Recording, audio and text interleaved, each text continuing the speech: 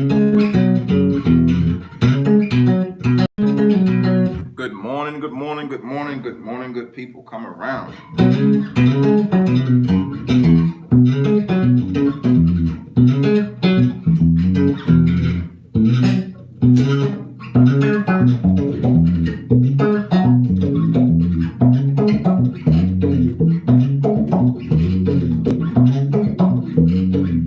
Let's see here. Let's see if we can get something going here. What's up, folks? Come on around. Come on around. I know we're a day off. Normally we do this on Tuesdays, but I am here, so come on around. All right, let's see what we got.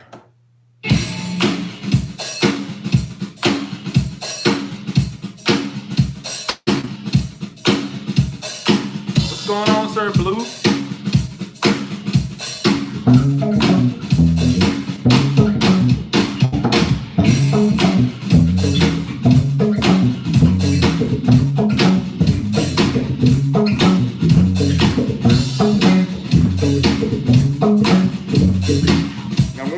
Up real quick.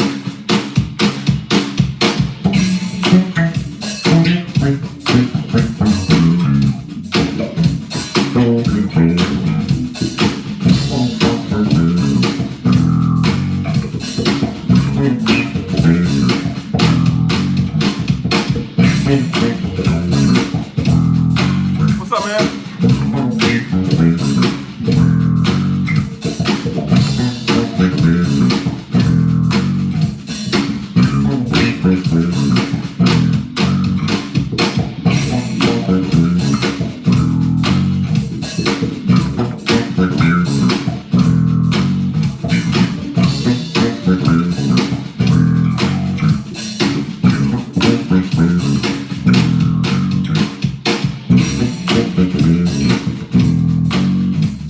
Guitar in here.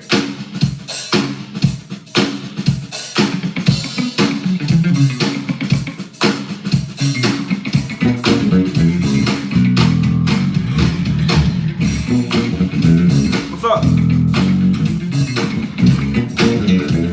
Working on it?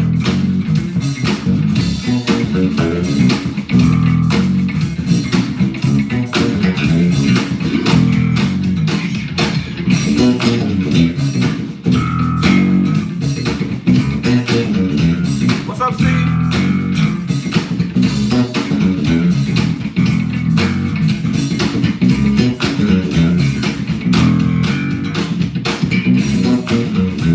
Oh, it's my pleasure, man.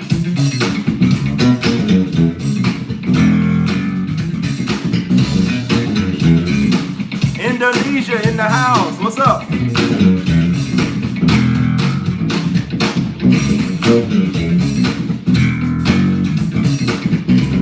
What's up, folks?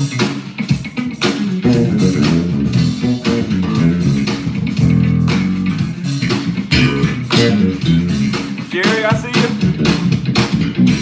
We ain't related, are we?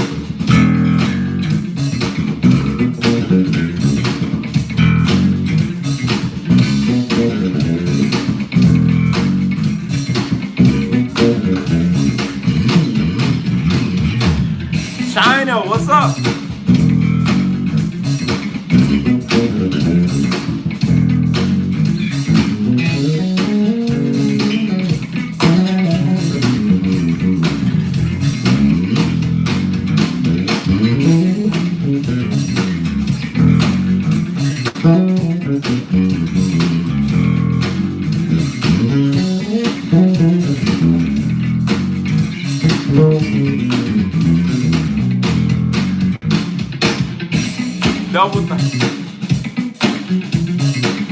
Double time, double thumb.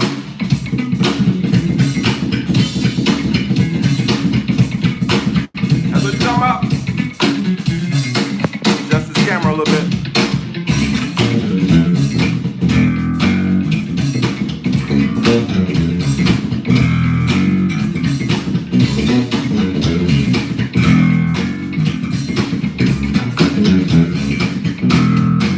Yes, sir.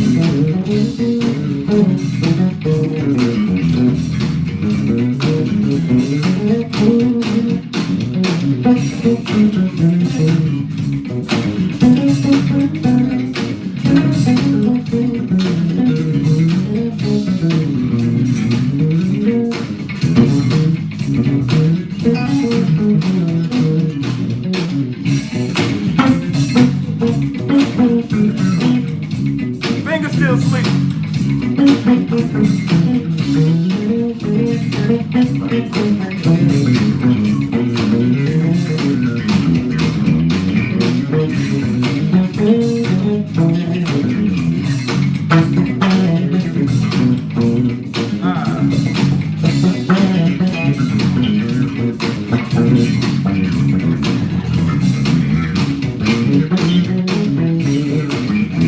Appreciate that, y'all.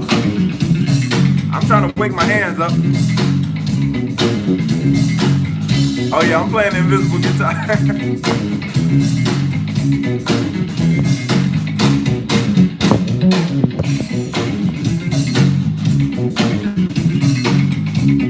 Alright, so here's my confession. So when we jump on these lives, I'm just now picking up my instrument. So that's why the first like 10, 15 minutes is straight garbage.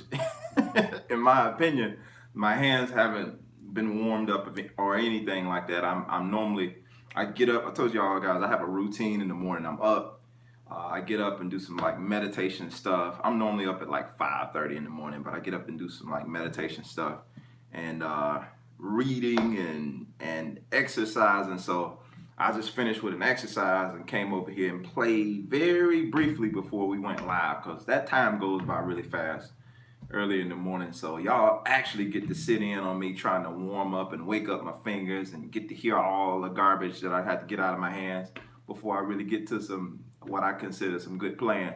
So yeah, deal with it. This is the trash that I have to go through to find some good stuff. So everything sounds all sloppy. No excuses, just facts. You know what I'm saying?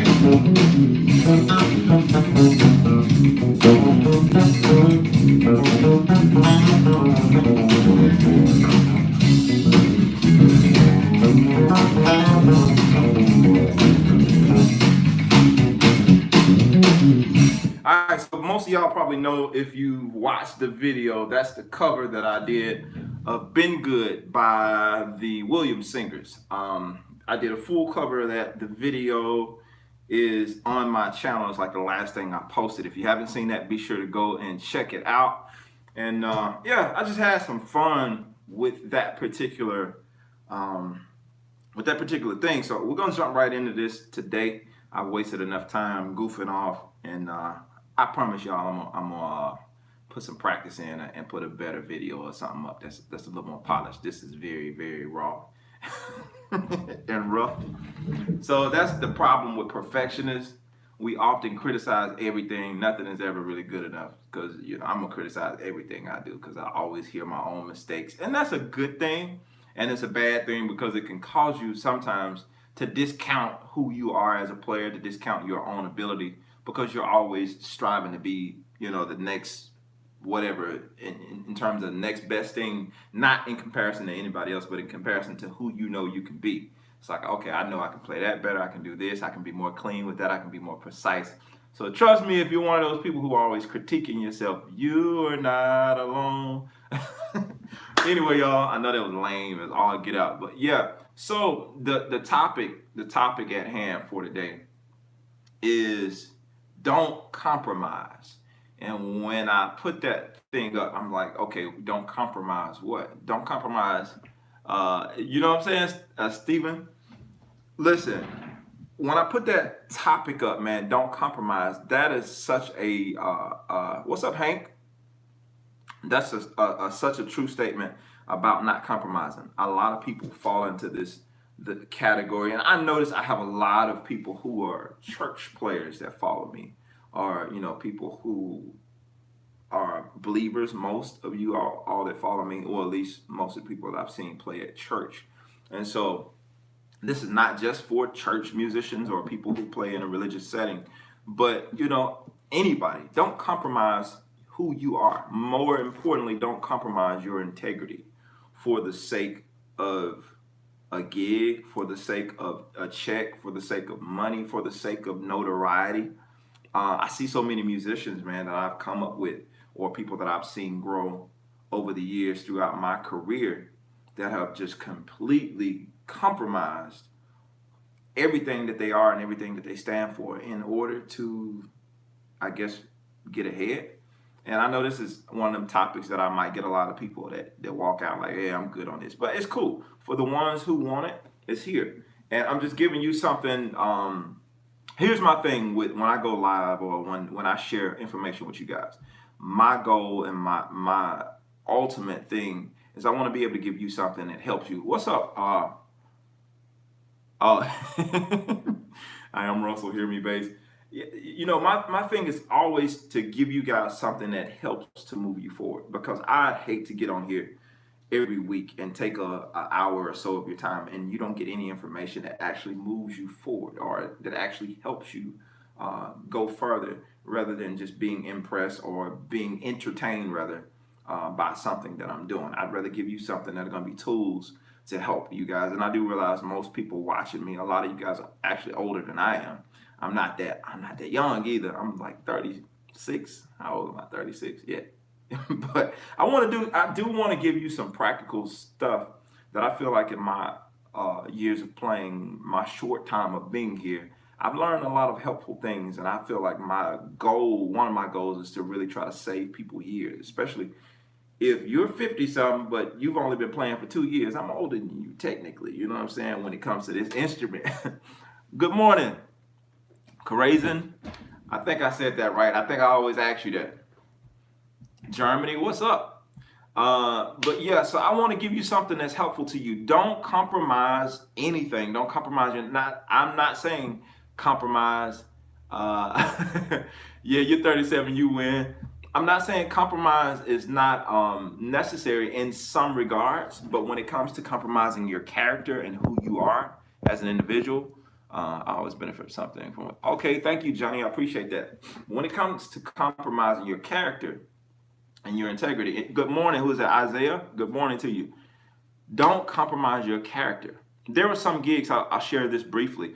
As I moved to Atlanta, I didn't know anybody. I came here from Mississippi, born and raised, little old rural city that, you blink your eye, you go through there and you miss the whole town. That's where I come from. There was no music scene. Larry, what's up, man? Good morning to you. There was no music scene where I come from. The idea of being a professional musician was unheard of. Good morning, Dion.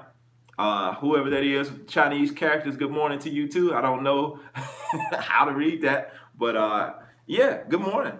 So anyway, I didn't have any idea that was an actual thing that I could do. When I was going to school, grade school, man, I wanted to be an architect or be an artist or something like that.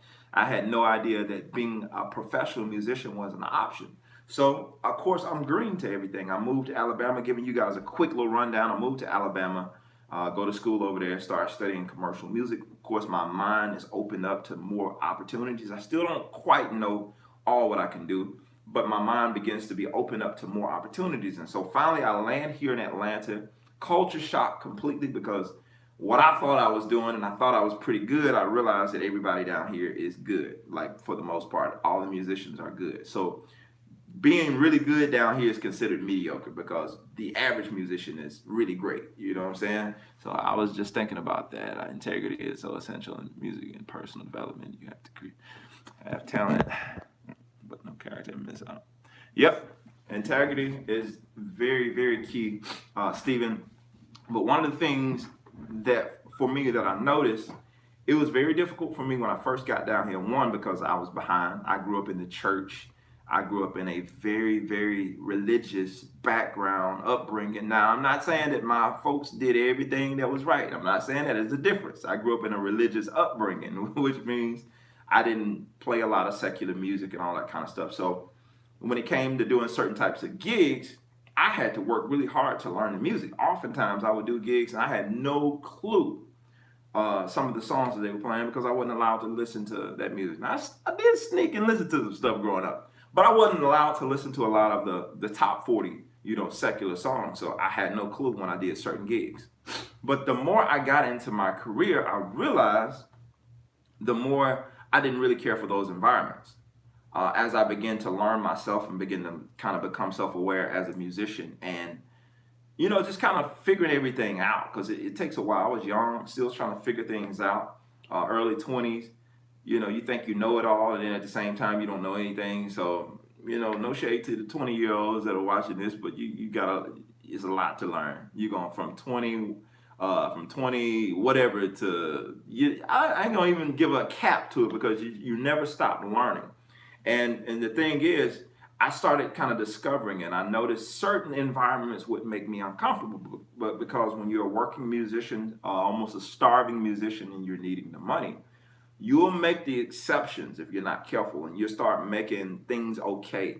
The way people are around you, it might not rub you the right way, but you'll start kind of being okay with stuff, and you'll compromise certain things. Like I said, I was raised in a very religious environment, and there are a lot of standards and things. I'm not saying anything anybody else did was wrong, but the way I was raised and certain things that I was kind of cool with and okay with from a spiritual standpoint, I noticed when I got down here and I started kind of doing other gigs, people that I thought felt the same way or I thought would act the same way as I did, they didn't. And it kind of threw me off, and it really kind of vexed me. A lot of times I would be playing gigs, and downtime people would kind of be involved in the things that I'm like, I thought you were playing at the church. I thought you were doing this. I thought you were that. You presented yourself to me in this way. But when we got around other people, you seen a completely different character come out.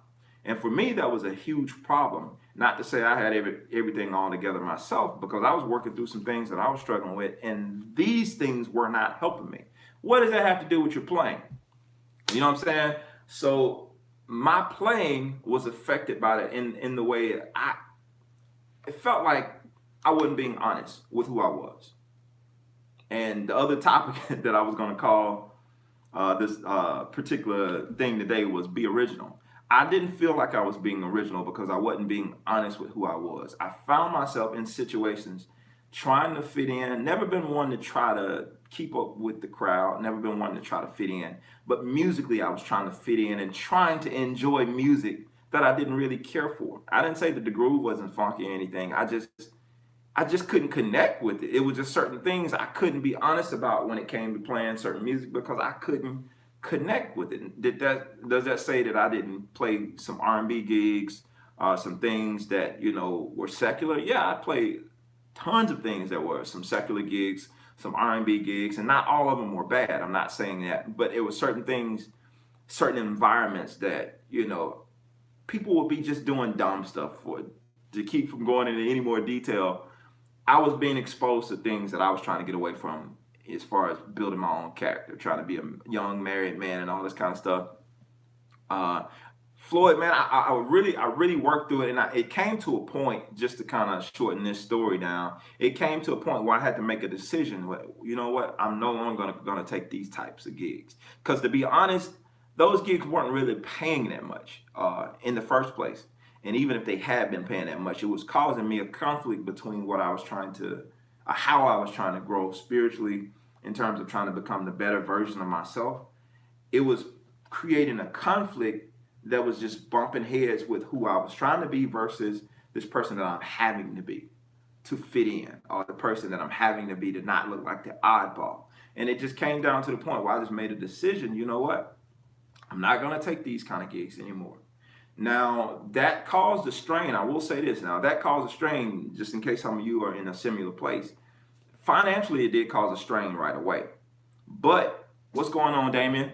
Uh, yeah, it caused a strain right away in terms of the financial part. I did have a full time working gig, but of course, you have other monetary obligations, and so you need some extra little, every little extra something helps. So when I stopped those extra gigs, I did feel that.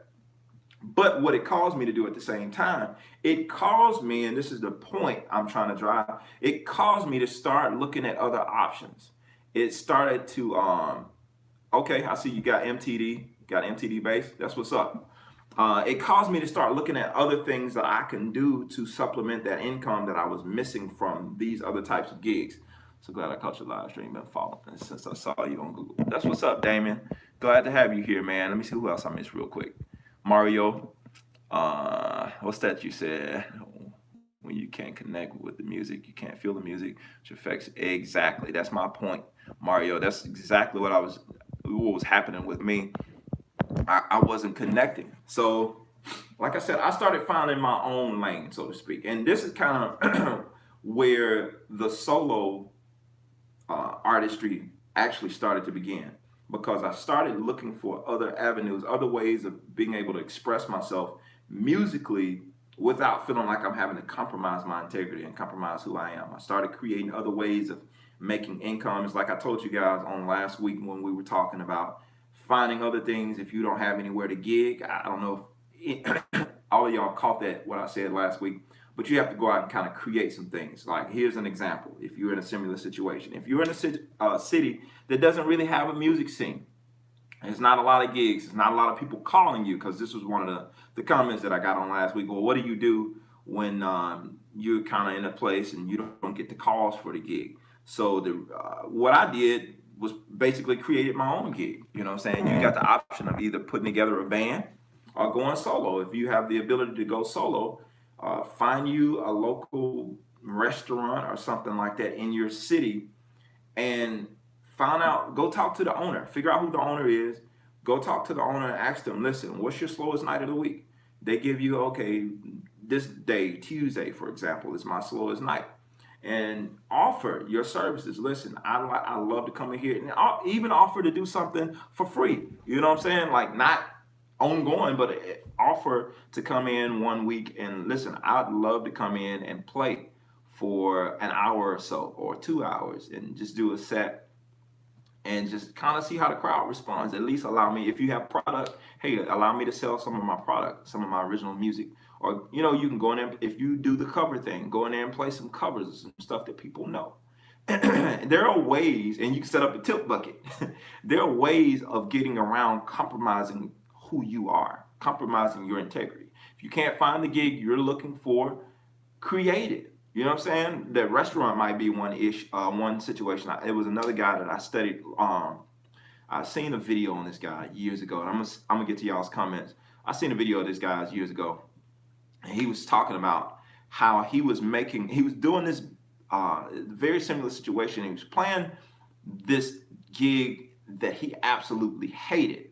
He was doing it, playing for this band, and they just doing all this music, and he just hated the gig. It didn't pay much, but he was having to do it to survive. Sorry, guys.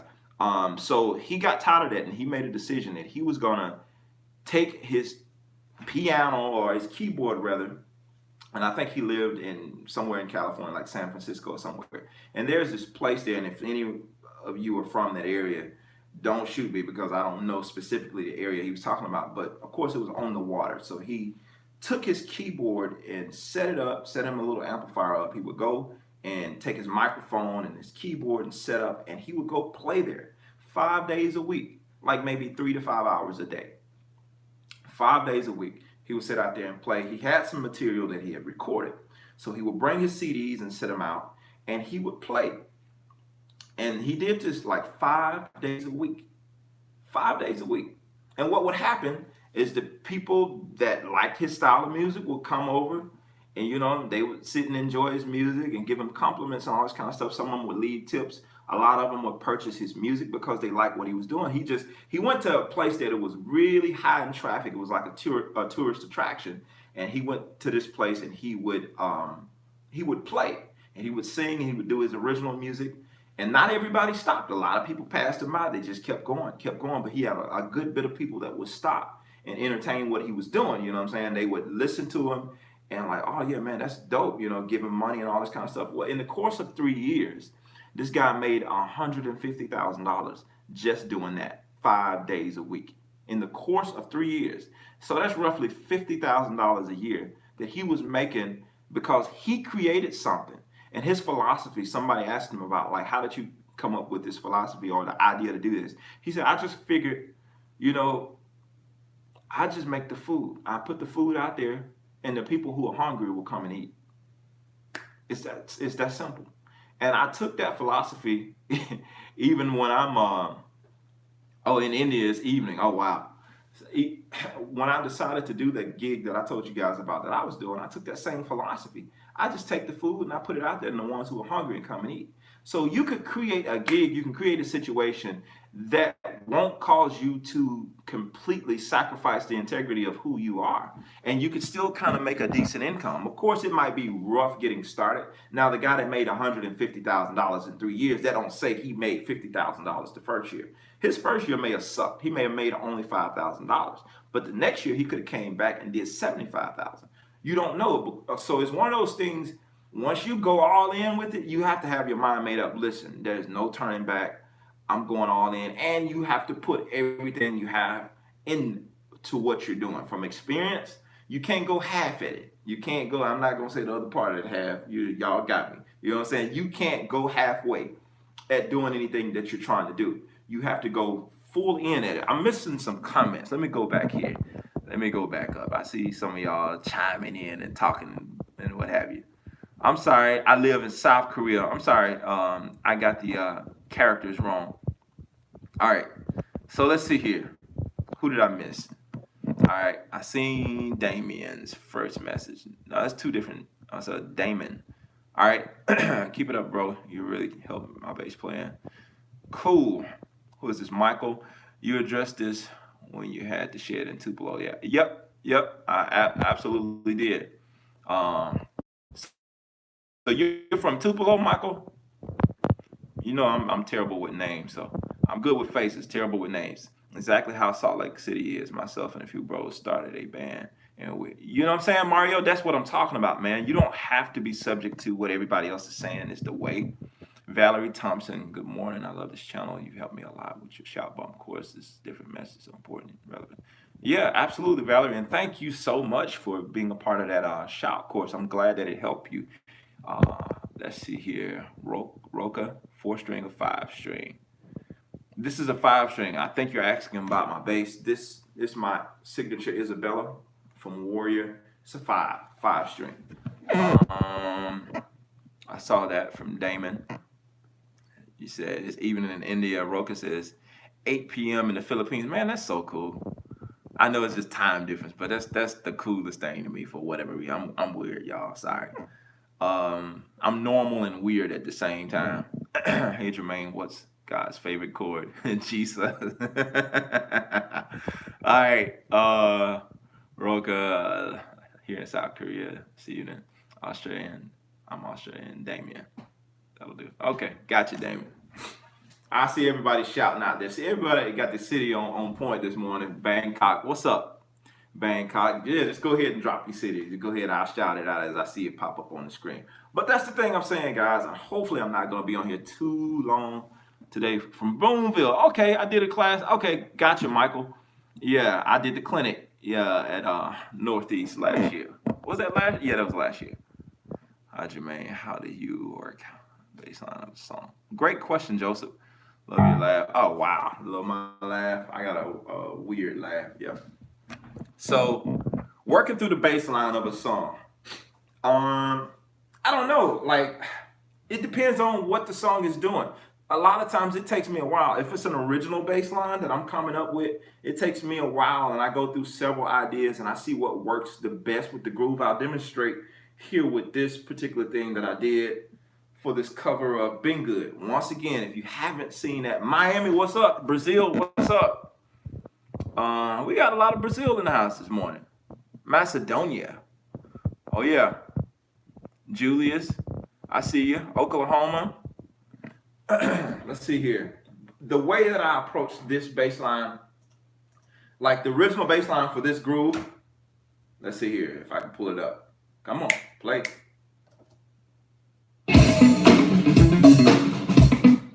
Like for this particular song, the original, in this song, this is like a breakdown section. He was doing a.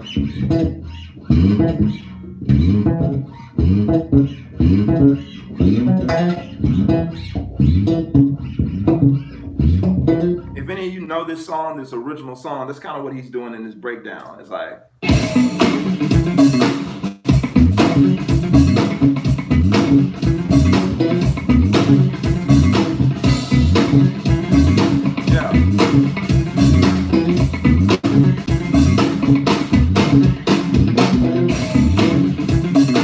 The guy was doing in the breakdown of this song. So I had a lot of options with a groove like this being really, really open. It's like you just really kind of choose wherever you want to go and go for it. But I took the approach to do this line. Something like that. You know. And that's pretty busy for a bass line, but I wanted something, of course, that was different. This is a cover and this is an arrangement. So I took the more busy approach as opposed to something that was like, I could have took something real simple like that. Let's say.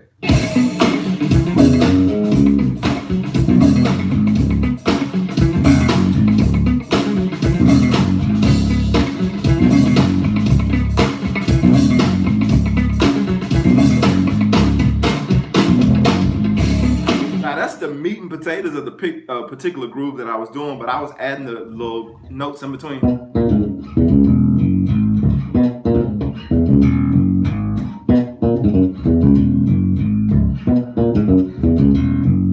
Now, how I came to that, of course, you have to be knowledgeable about the stuff that you're playing and completely understand what's happening in the groove. You got to understand, all right, first we're in a dominant key or minor. You can think of it as minor. And so once you figure out what's happening, like how it's moving, now you got open range. Like I'll give you the original song so you can kind of hear what's happening before I added my stuff in there. I'm going to mute the guitar so you can kind of really hear what's going on in the original groove. Give me just a second. And I'm going to get to y'all's comments in just a second.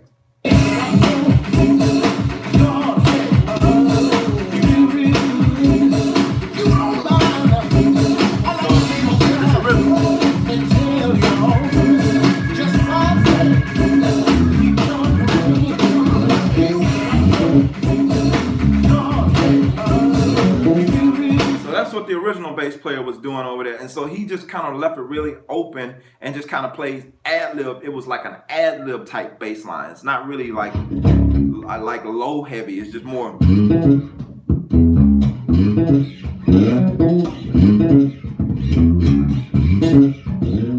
It's like more like ad-lib type stuff that you would do, and he used that as his bass line. So it's like it was an open canvas to do whatever you really wanted to do. Thank you. So that's what I really did. I just kind of took that open opportunity, that open canvas, and said, okay, I can do this, I can do that. And I'm basing it on what I know I can get away with in this particular bass line. I know I can get away with minor pentatonic stuff all day. So it's built the basis of it to answer your question. I know I done went around the world. I do that a lot, y'all. You've been here a while. Y'all know how I get out. So the basis of it is like really understanding what's going on. I know this is very minor pentatonic driven. What is pentatonic? It's that 5-note scale. In this particular thing is minor pentatonic.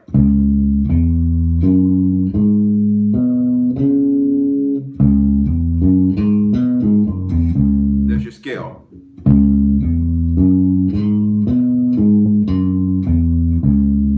In the key of C sharp. This is C sharp minor pentatonic.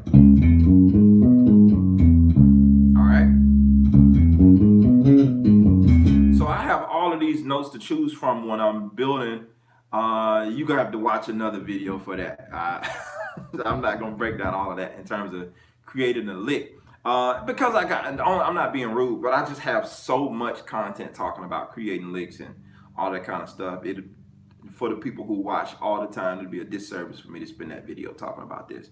But yeah, and I talk a lot about minor and major pentatonic stuff and using that very simple stuff, but it's very, very effective because a lot of people skip over the simple things like minor and major pentatonic, even minor and major scales, trying to get to something that's more complicated to have something sound more cool. But it's the things that are simple, learning how to be effective when you use something that's simple. Because I could take that minor pentatonic scale,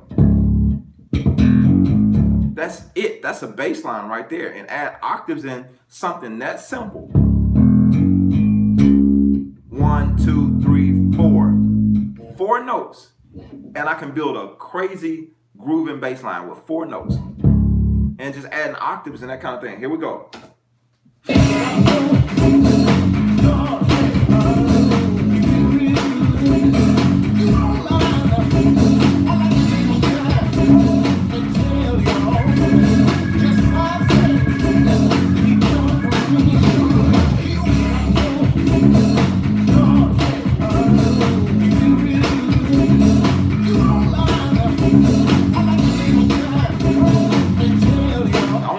I'm doing is going to the 6, and that creates this diminished type of effect.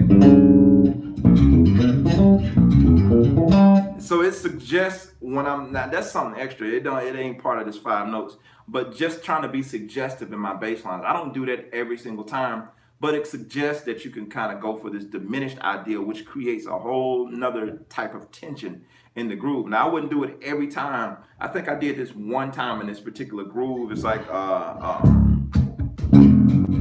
it's like when he did a certain, and another thing I'm listening to, just say for instance, if some of you guys are session players and you happen to get a track that has a vocal reference on it, so a lot of times you may get stuff that's just music only and they're sending you the arrangement. But if you get the privilege of getting the vocals as well, it helps you to kind of map out where you're going to go with some ideas in terms of if you're creating a bass line from scratch.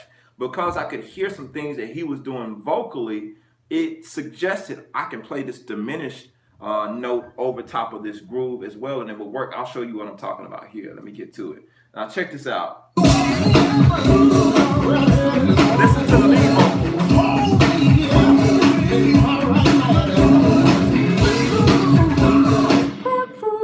Like right there. Like I can play, and I'm just hearing that stuff because I'm familiar with how certain notes sound and how you can kind of get away with certain things. And again, that comes back to being aware of what it is you're playing. So when he went to that put food, like I'm like, okay, put food. Now, how does that work? It's like I'm just hearing how that note could work over that diminished chord. It was quick, and I'm like, it automatically sent me to that diminished thing. So going back to answering that question about building, I know I'm way off topic, but going back to answering that question, the way I build a bass line is simply by listening. Being knowledgeable enough to know what's available to me in this groove. Once I kind of figure out, okay, we're in a major key, or we're in a minor key, we're in a dominant type groove, I know my options are not just limited to that, but they're pretty much solely around that dominant or major or minor idea. And so now everything from that starts to branch off. Okay, I know I can get away with this if it's in a minor key, and if I want to play something major, I have to be really intentional about how I do it. Your groove to be imitating.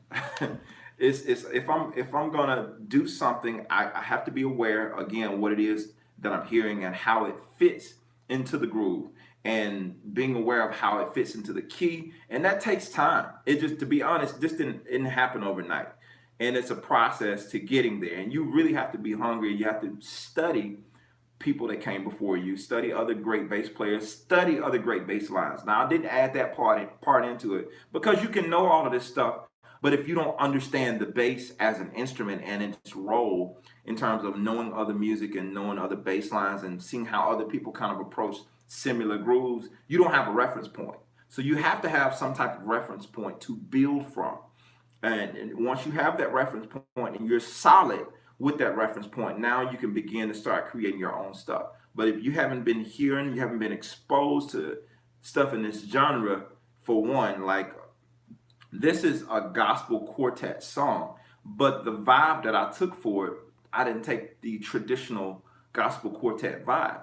I took more of the approach from the aspect of funk, soul, like old school 70s stuff, you know what I'm saying? And then I took a slightly jazz fusion approach with certain different things and certain different elements. Like there's a line that we play in this uh,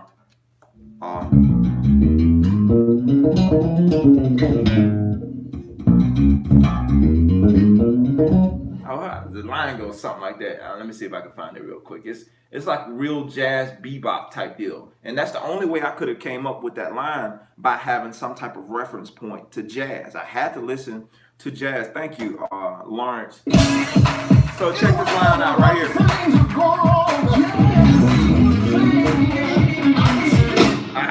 Let me hear it again. I'm gonna listen first before I play it.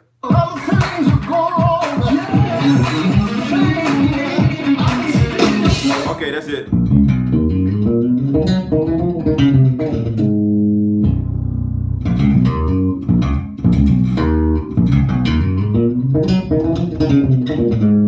It's hard to think of these things when you're not playing them in context. So, and that's another thing. I'm so into the groove. I'm figuring out, okay, what works, what comes out in this section here, and I'm just trying to set up the next thing. Here we go. Here we go.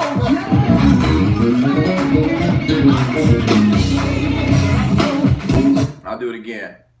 I might do a lesson while I break that down.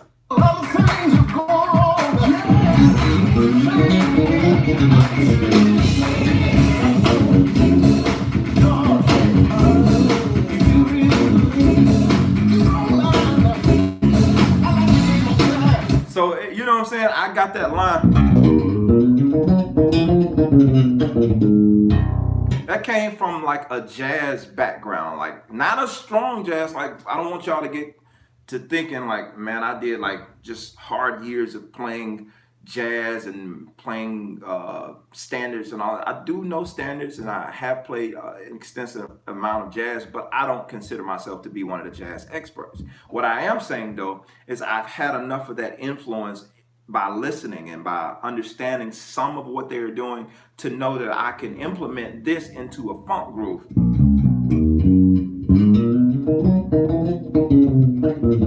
That's more bebop style of jazz. And it's just making yourself familiar with that stuff. And it kind of going back to answering the question about licks, you have to have a reference point in terms of your vocabulary in order to build stuff, or everything is going to sound alike. All the stuff you play is going to start to sound alike if you don't have a reference point that takes you beyond what you may have heard growing up. Because most of the music that I heard growing up was blues and quartet. That was pretty much it. Like, you know, traditional, very traditional gospel music growing up. A lot of blues growing up, just growing up in the South. That's kind of the things that I was exposed to. So I had to begin to open up and let my palate get a taste for other types and other forms of music, and really not just listen to them, start diving into them. That's the other thing, start diving into them and daring to learn music that's outside of your comfort zone.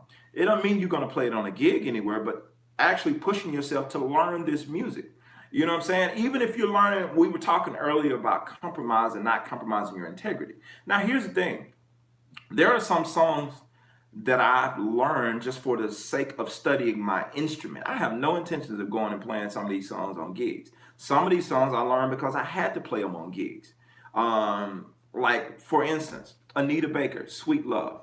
The bass line on that song is crazy, and it can be difficult if you've never played that kind of music before. So I encourage you guys all to go and learn Sweet Love by Anita Baker. And you might be devout, religious, whatever, but it's something to be learned in that bass line. It will give you so much more in terms of ideas and building blocks about how you can kind of go about with musical arrangement. And the thing about it, being able to take in stuff, because here's the thing, some of you guys, like myself, are very religious and we're not going to listen to this music, or we're not going to learn that, or we're not going to do this. But here's the thing.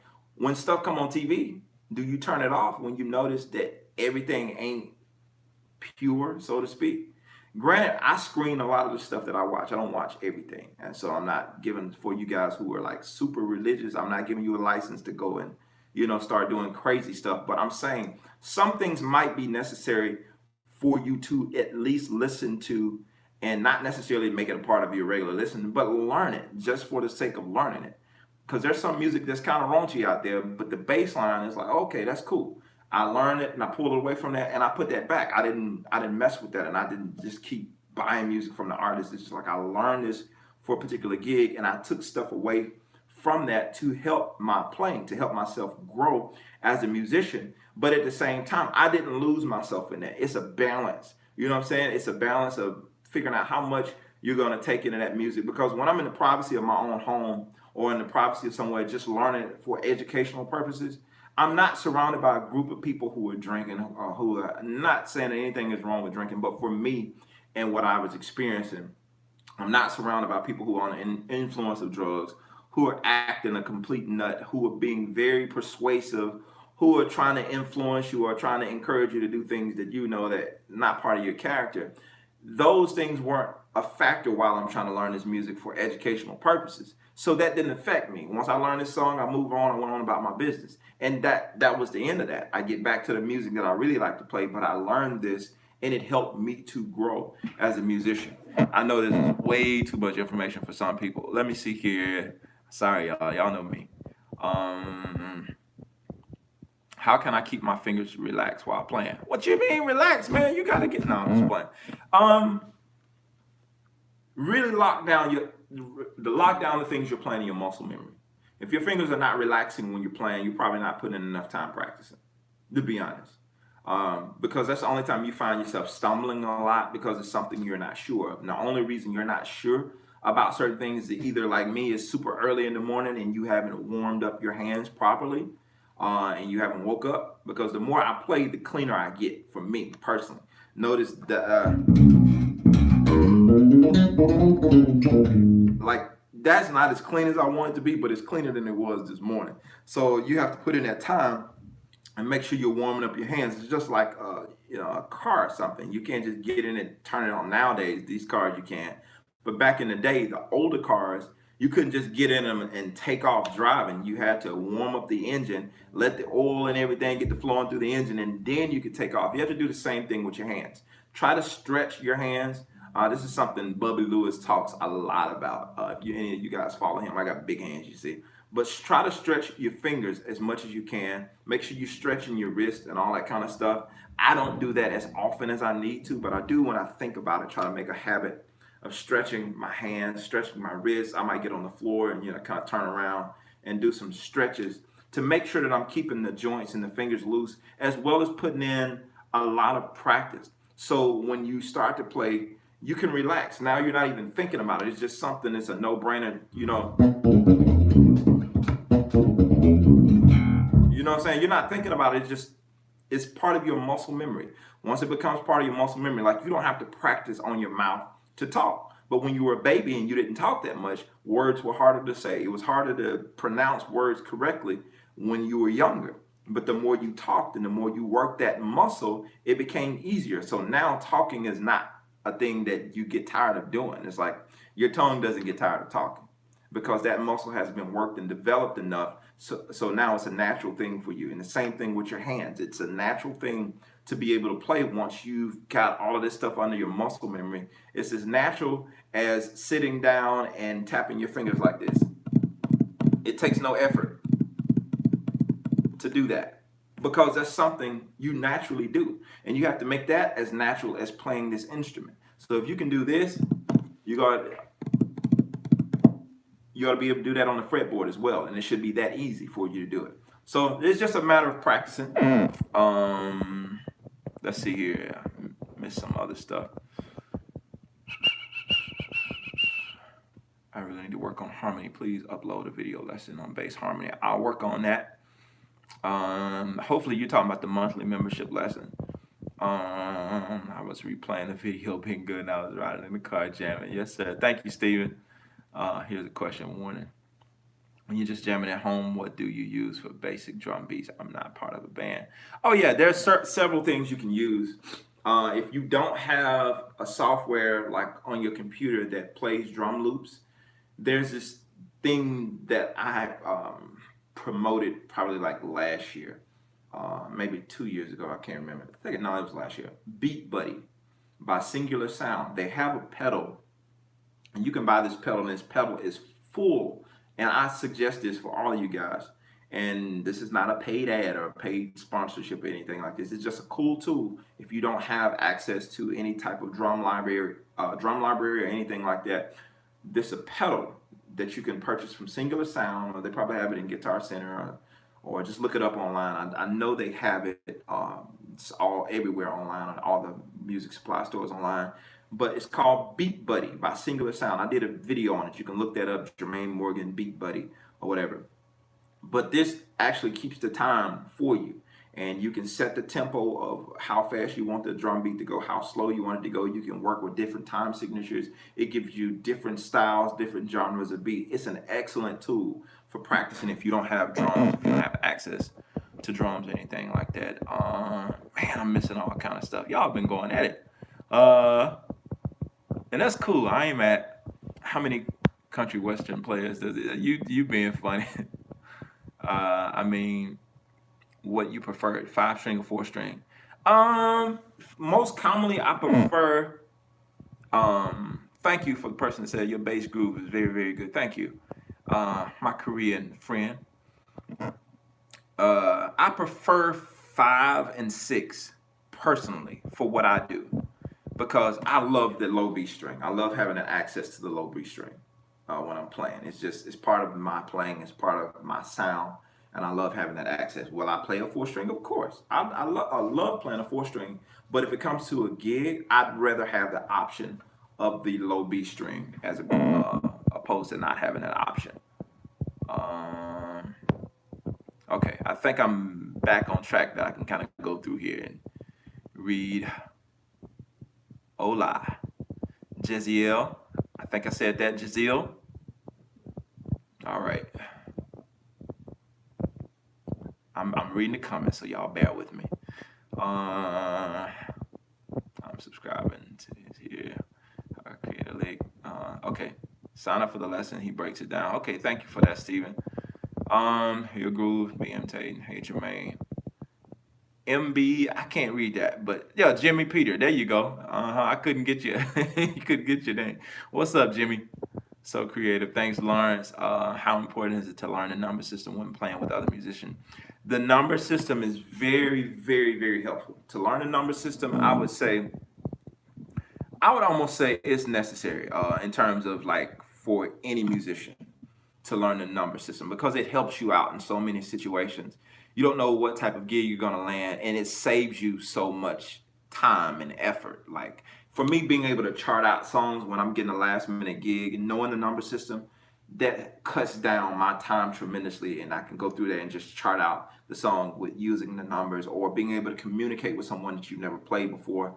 And it's a song that you don't know, and they can kind of give you the numbers because it's something you've never heard. Okay, we're going to the 4 here, we're going to the 6, that kind of thing. It's invaluable to be able to have that number system at your disposal. So I would definitely encourage you, if you haven't learned that, it's simple, and I can teach it to you in about 30 seconds. The number system. We're in the key of G major.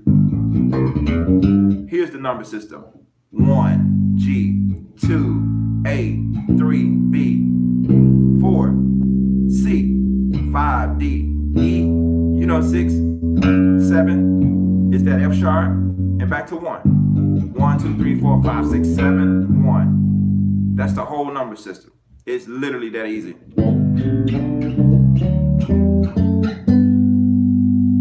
1, 2, 3, 4, 5, 6, 7, back to 1.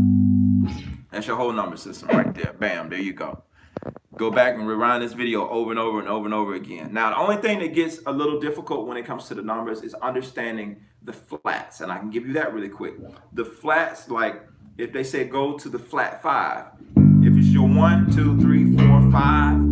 To flat the note, we already know. Go down 1. They say sharp 5, go up 1. Flat 6 and sharp 5 are the same. Like if we're talking about the flat third, we know that's the flat. That's the 3. We're going to the flat third, flat the 3, and so on with all of the numbers. And so that's pretty much the gist of using the number system. Off the bed. All right, Damien. Take care. Let me see. Let me get back to the comments. Say that you have a busy day and only an hour of your scheduled practice time. How do you capitalize most of that hour? Getting some type of regimen. I've talked about this before, but getting some type of regimen to where at least you spend the first 15 or so minutes warming up, getting your hands warmed up. Find something that you need to work on as far as like your skill. I would encourage you to perfect the stuff that you know. So maybe spend like 30 minutes working on stuff that you know, going through as much stuff as you can and working out to that stuff with the metronome, like your scales, your go-to licks, like really cleaning those up and perfecting those. And then maybe spend the last 15 minutes of that lesson, or not lesson, but of your practice time, just rocking out to something, having fun. So you'll never lose the joy of playing your instrument. Have fun, rock out. Make sure you make that part of your practice time, rocking out. Don't spend the whole time just jamming out, but do include that as much as possible, because you always want to make sure you enjoy and try to incorporate some of the stuff you just worked on in that, jam out. Incorporate some of that stuff. So there you go. Your first 15 minutes warming up, spend 30 more minutes working on cleaning stuff that you already know. And then spend the last 15 minutes incorporating that stuff. Now you can kind of spread that out throughout the week and incorporate new things as you learn the new things. If you watch one of my videos, you watch one of my videos, I give you a new lick. Now, as you're working on stuff, incorporate that new lick that I just showed you and work on cleaning it up. Now spend the last 15 minutes on working in your stuff that you've been cleaning and also incorporating that new thing that you just learned into your playing. So that's how you can capitalize that hour, if that's all you have to practice with. That the way you're getting the most out of that hour. Let's see here. All right. Michael said you're absolutely right about pulling from other sources. Thanks, Mike. Oh, no, I wanted to hear more, but just have to go. Oh, man, I miss Lawrence. Do you have to master other instruments? Do you have to master other instruments as a musician? No, you don't have to master. I play multiple different instruments, and I haven't mastered. To me, I haven't mastered any of them. In my honest opinion, I think I'm still a student learning. I know I have a lot to share from each instrument. I put it like this: even if I can't do it, I understand it to the perspective.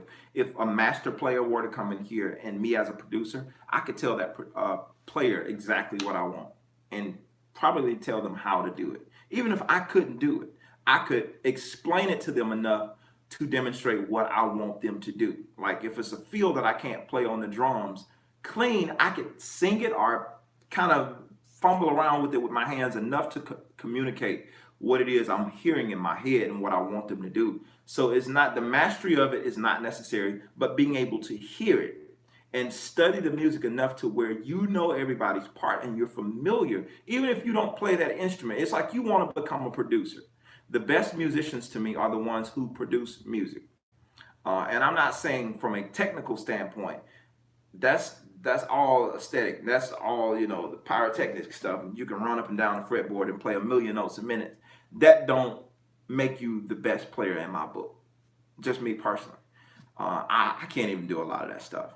And I'm not taking anything away from these people who are amazing with speed and with clarity, and every note is precise and everything is clean and all this type of stuff. That's great. But like, of course, the ear training. If you don't know placement, if you don't know where all of this stuff goes, you have all of this information. It's like a person that sits and reads dictionaries every day, but they can't put a 10 word sentence together. If you talk to them, they annoy you talking because it's just a whole bunch of gibberish. They know a bunch of information, but they don't know where to place the information in context. To me, you just have a whole bunch of information with no knowledge of how to use this information. You don't have the correct placement for this information. So I would say the players who understand the placement of everything, like when I'm playing that cover, for instance, there are a lot of things I could have done.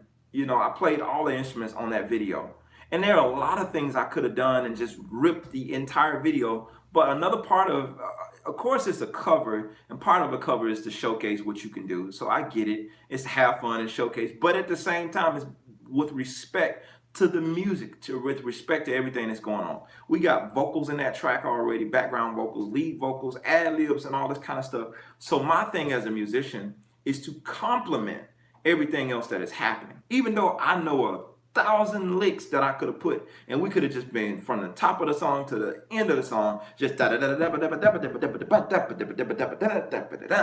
added all kind of stuff from the top to the bottom, and folks could have been woo, woo, woo. You know how we get the woo crowd. But at the end of the day, where's the groove? Not saying anything is wrong with solo, and I love solo, and I got albums out, obviously, so I'm an advocate for soloing. But at the same time, where's the groove? Where's the feel? Where's the integrity of the song? Sometimes we can't get so selfish in music that we completely excuse what we're supposed to be doing, and as far as keeping the groove. I'm sorry, I got an email that popped up and threw my train of thought. Y'all know what I'm saying. Yeah.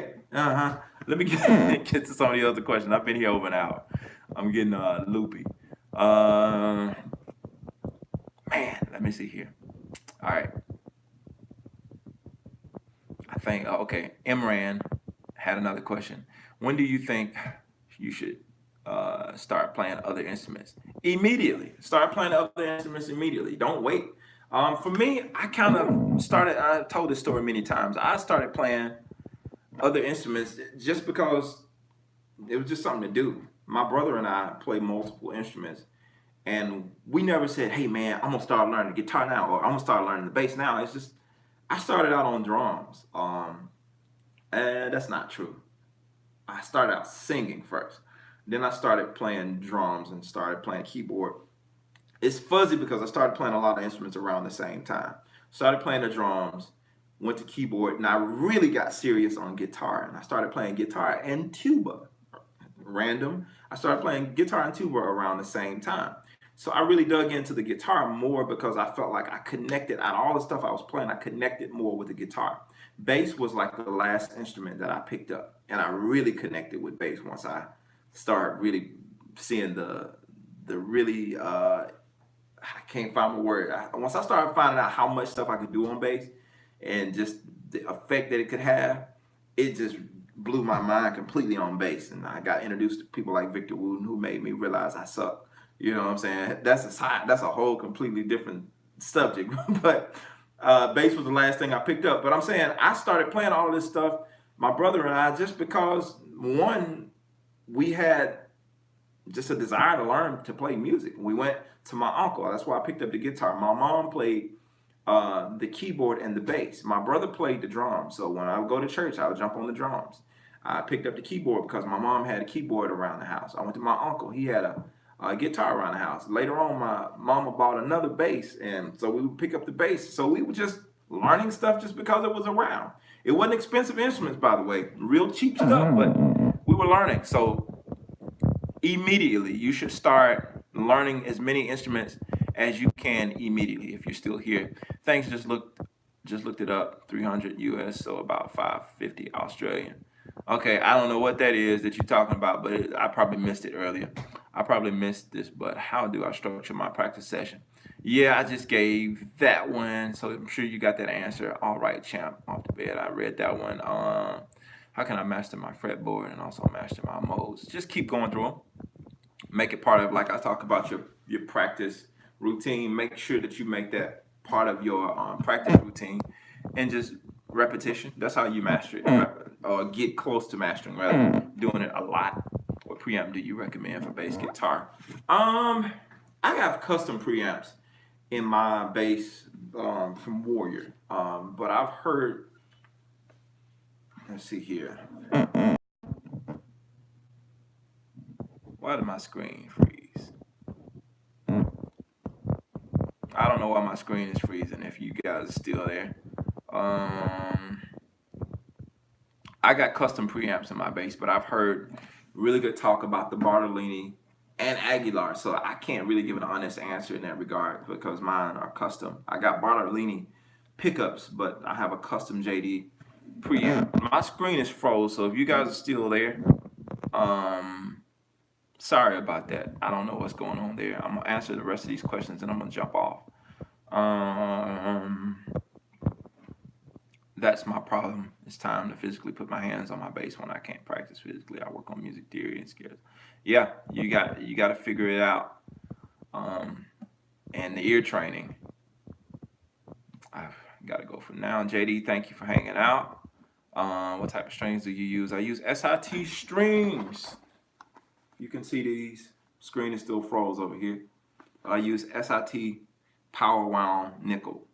These are what I use. Let's see what else we got.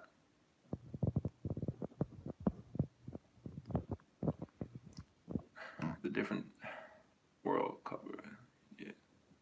Thank you, Michael. What's up, Nathaniel, Thomas? Good afternoon, Holland. I really enjoyed the last live episode. Learned a lot. Thank you, man. Appreciate that. Thomas still here. I hear you. Thanks, boss. Have to leave now. Isidore. Thank you. Yeah, I don't know why my screen is frozen. Let me try to move my thing around. I don't know why my screen is froze. Can y'all still see me? Cause I don't see anything. My screen is. I see a still shot of myself looking at the back of my bass. So I don't know what y'all are seeing right now.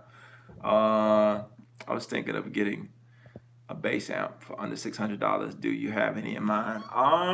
There's several. Y'all know I've been using the TC electronic stuff for years, and I talked about the